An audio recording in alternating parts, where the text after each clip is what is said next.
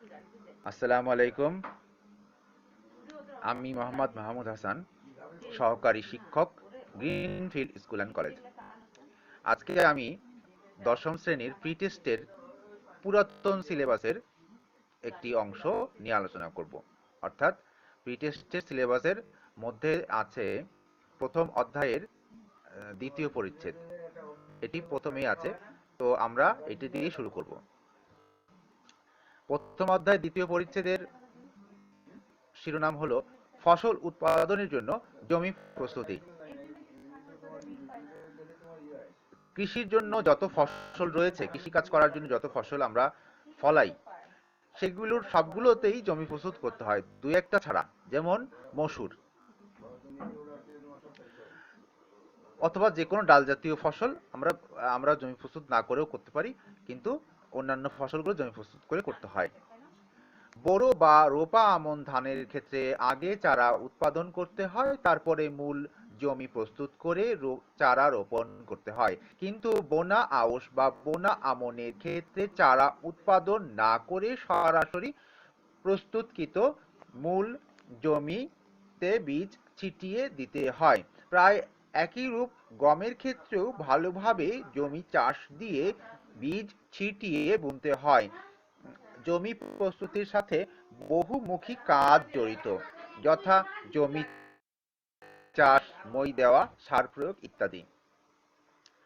আমরা এই অধ্যায়ে ধান চাষের জন্য জমি প্রস্তুতি এই বিষয় সম্পর্কে কিছুই জানব না, কারণ এটি চতুর্থ অধ্যায়ের প্রথম পরিচ্ছেদে আলোচনা করা হয়েছে।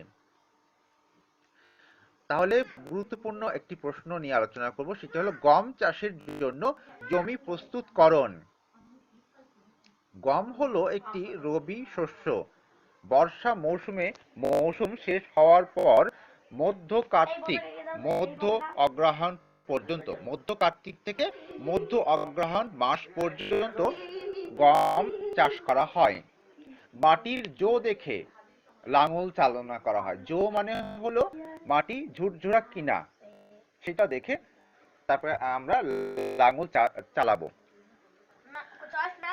এর জন্য 3 থেকে 4 বার কি করতে হবে? জমি চাষ দিয়ে বার কয়েক বা জমি 3 থেকে 4 বার জমি চাষ করে মাটি ঝুরঝুরা করতে হবে। জমিতে কোনো বড় ঢেলা থাকলে সেটি ভেঙে ফেলতে হবে। আর গমের জন্য দোআঁশ মাটি সবথেকে বেশি উপযোগী। গম কিভাবে চাষ করতে হয় তার জন্য বিস্তারিত আমরা অষ্টম শ্রেণীতে শিখে এসেছি। আচ্ছা, ডাল জাতীয় শস্যের জন্য জমি প্রস্তুতি। ডাল জাতীয় জমির জন্য, ডাল জাতীয় ফসলের জন্য জমি প্রস্তুত করার তেমন দরকার হয় না। তবে বর্তমানে মসুর ডাল চাষ করতেও জমি প্রস্তুত করা হচ্ছে, অর্থাৎ জমি চাষ করা হচ্ছে। বর্ষা শেষ হলে আশ্বিন কার্তিকে যখন নদীর চর ও নিচু এলাকা হতে পানি সরে যায়, তখন নরম পলি মাটিতে বিনা চাষে বীজ বপন করা হয়। চাষ দেওয়া সম্ভব হলে দু একটি চাষও দেওয়া যায়। চাষের পর পতিত জমিতে আবার অনেক সময় রোপা ও বোনা আমনে জমিতে ফসল থাকা অবস্থায় ডালের বীজ ছিটিয়ে দেওয়া হয়। আলু চাষের জন্য জমি প্রস্তুতি। নিচু এলাকায় বর্ষার পানি নেমে গেলে বা উঁচু এলাকায় আশ্বিন মাস হতে আলু চাষের জন্য জমি প্রস্তুতির কাজ শুরু করা হয়। সাধারণত দোআঁশ ও বেলে দোআঁশ মাটিতে আলুর চাষ করা হয়। এই মাটি চাষ করা সহজ। আলুর জমি 5 থেকে 6 বার চাষ ও কয়েকবার মই দিয়ে মাটি ঝুরঝুরে করে জমি প্রস্তুত করা হয়। আজকাল পাওয়ার টিলার দ্বারা চাষ করা হয় বলে 3 থেকে 4 বার আড়াআড়ি চাষ দিলেই ঝুরঝুরা হয় এবং সমান করা হয়। নালা তৈরি ও সার প্রয়োগ পদ্ধতি। ভালোভাবে জমি চাষ ও মই দেওয়ার পর জমি সমান করে বীজ বপন এর জন্য জমির এক মাথা থেকে অন্য মাথা পর্যন্ত নালা তৈরি করতে হবে। প্রতিটি নালা প্রায় 10 থেকে 12 সেন্টিমিটার গভীর হতে হবে। একটি নালা থেকে আরেকটি নালা দূরত্ব হবে 60 সেন্টিমিটার। অতঃপর নালার মধ্যে 15 সেন্টিমিটার দূরে দূরে বীজ বুনে দিতে হবে। আলু চাষে সার প্রয়োগ পদ্ধতি পরবর্তী অধ্যায়ে আলোচনা করা হয়েছে। এই প্রশ্নটি খুব গুরুত্বপূর্ণ যে জমি চাষের গুরুত্ব, জমি চাষ কেন করতে হবে বা জমি প্রস্তুত কেন করতে হবে। ভূমি কর্ষণ জমি প্রস্তুতির প্রথম ধাপ। ভূমি কর্ষণের সংকীর্ণ অর্থ হলো ফসল ফলনের উদ্দেশ্যে জমির মাটি যন্ত্রের সাহায্যে খুঁড়ে আলগা করা। তাহলে কি করতে হবে? জমির মাটি কি করতে হবে? যন্ত্রের সাহায্যে খুঁড়ে আলগা করতে হবে।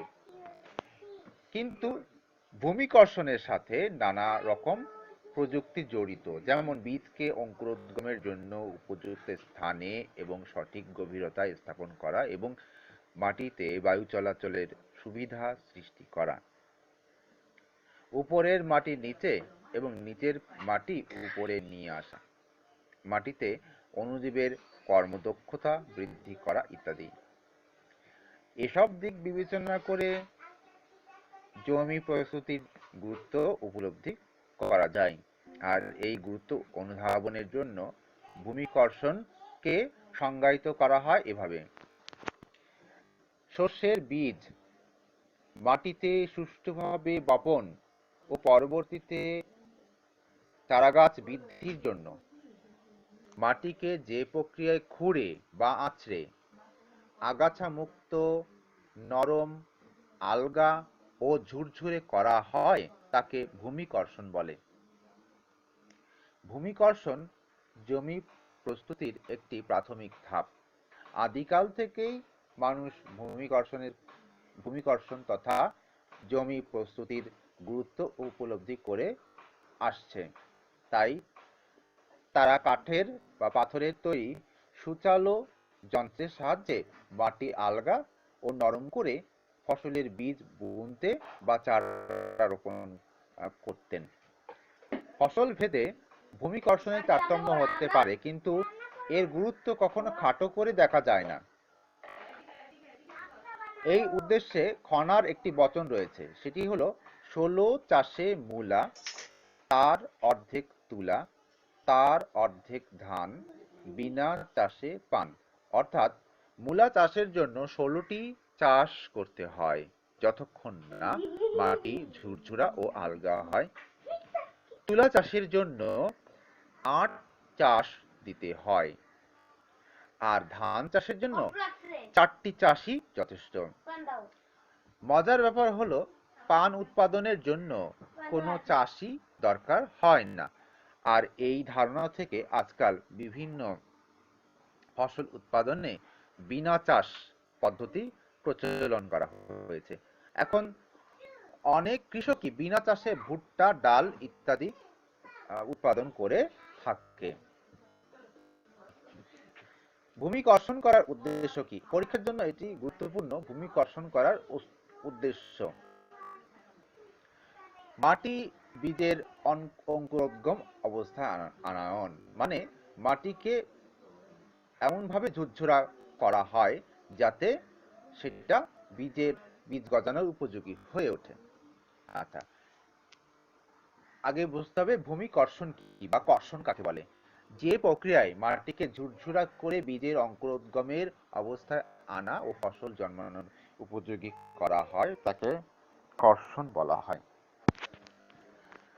জমিতে বারবার চাষ দেওয়ার ফলে মাটি নরম হয়, দানাগুলো মিহি হয়, আর তাতে বীজ গজানো ও ফসল জন্মানোর এক ভৌত অবস্থার সৃষ্টি হয়।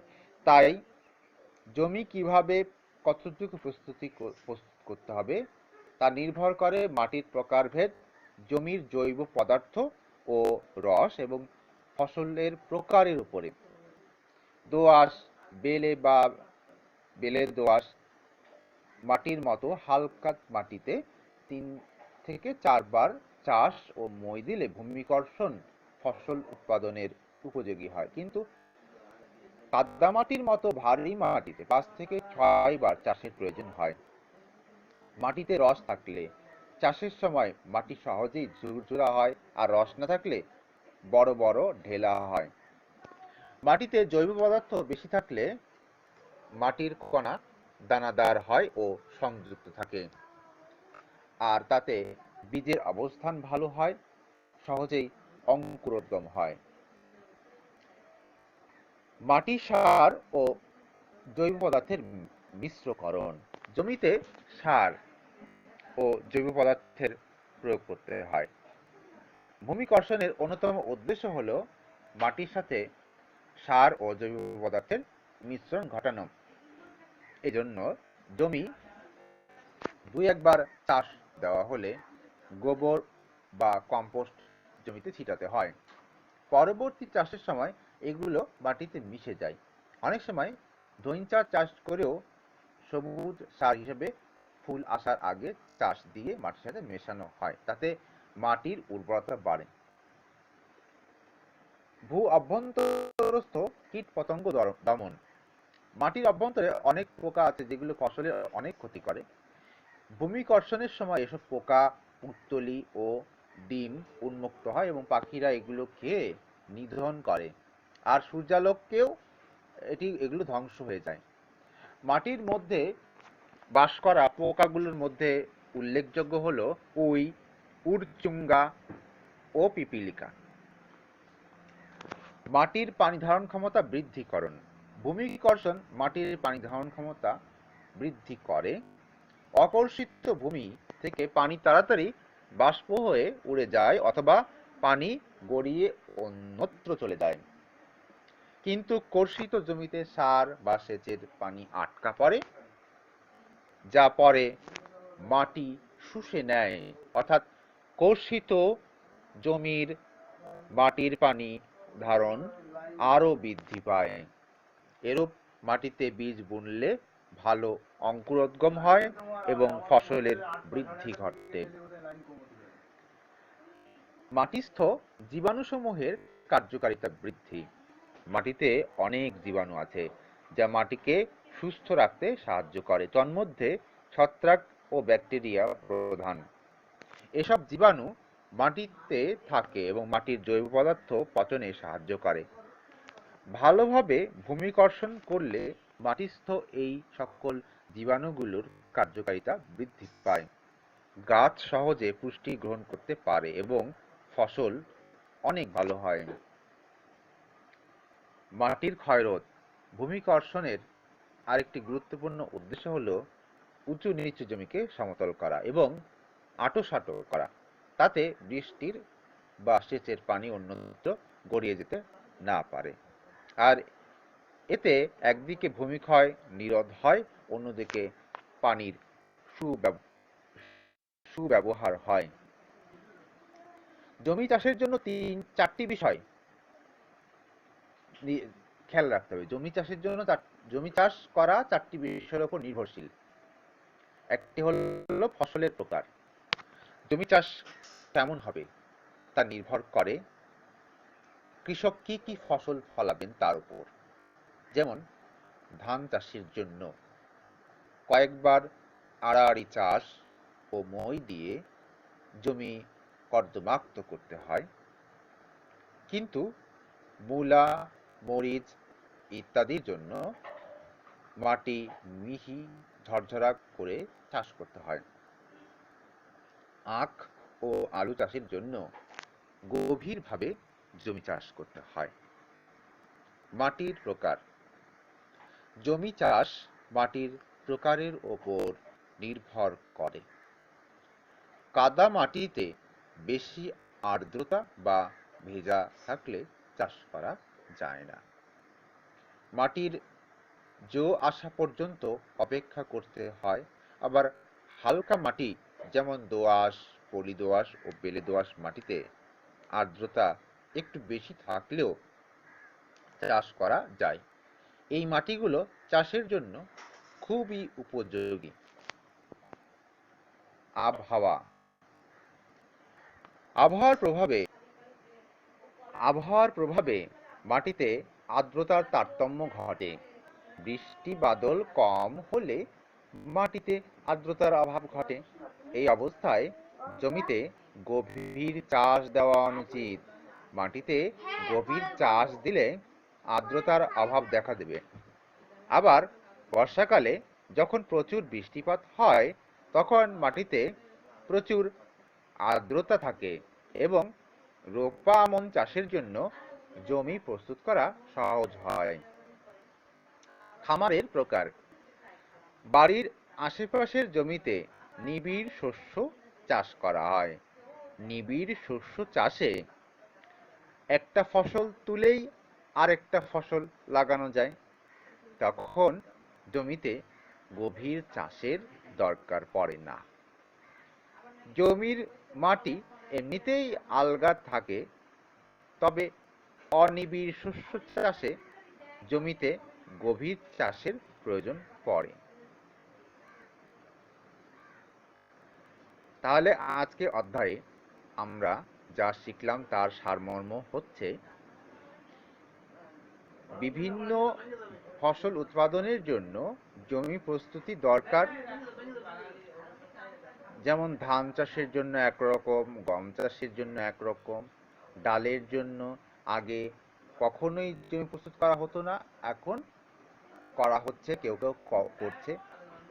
আলু চাষের জন্য জমি প্রস্তুত করতে হয়, কখন করতে হয় সেটা আমরা জানলাম, কিভাবে করতে হয় সেটাও আমরা জানলাম।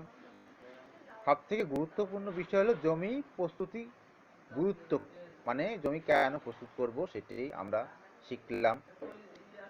আর খনার বচন জানলাম। এই খনার বচন দিয়ে খনার বচনটাকে উদ্দীপক হিসাবে পরীক্ষায় আসতে পারে। এই উদ্দীপকটা দেখে তোমরা এখান থেকে অনেক রকম প্রশ্ন হতে পারে।